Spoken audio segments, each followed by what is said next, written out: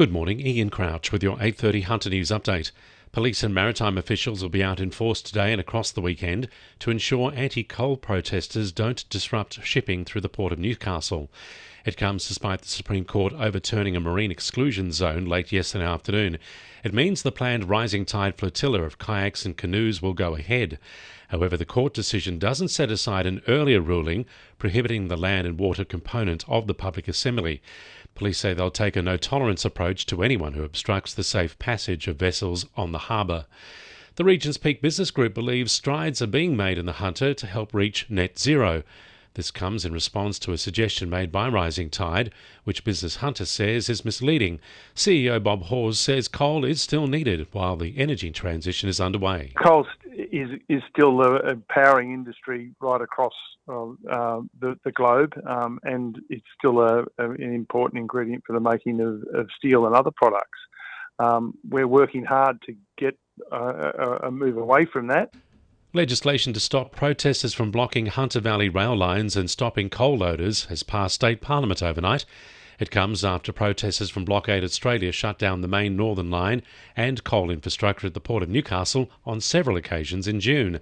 Anyone found guilty of stopping trains or interfering with major facilities could now face a maximum penalty of $22,000, up to 2 years jail or both. Hunter MP Dan Repicoli has spoken about what was found during public hearings held in Queensland as part of the parliamentary inquiry into nuclear energy. He says there were many concerns raised about the use of nuclear. Some people were concerned about waste. Some people were concerned about timeframes.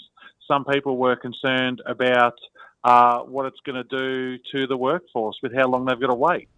Meanwhile, the Liberal candidate for Patterson says the federal government's focus on renewable energy is putting the future viability of the Tomago aluminium smelter at risk.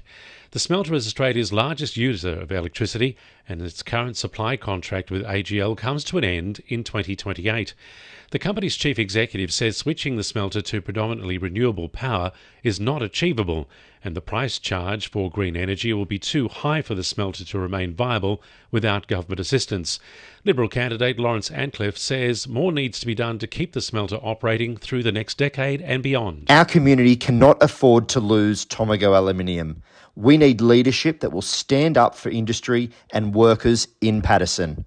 I will be seeking urgent briefings on this issue from the smelter, and we'll discuss it with our energy spokesman, Ted O'Brien. A flathead with a $25,000 price on its head is waiting to be caught in Lake Macquarie.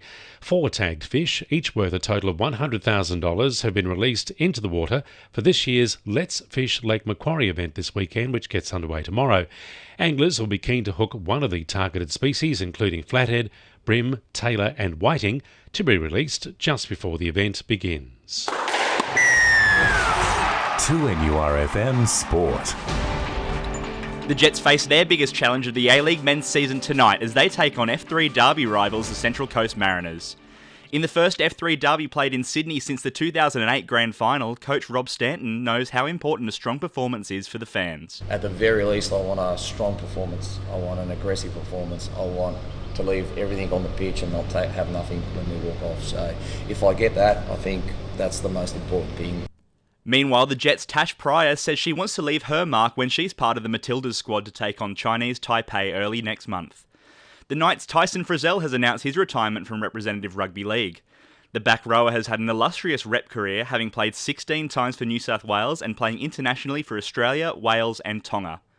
Novocastrian Swim Club member Liam Blair finished his short course swimming season with 10 New South Wales records to his name. And Newcastle Olympian Matthew Dawson has announced his retirement from international hockey. That's sport. I'm Will McGrath. And the winning numbers in Powerball are 3, 11, 15, 19, 22, 30 and 31. And the Powerball is 2. And now you're up to date with the latest 2NURFM Hunter News.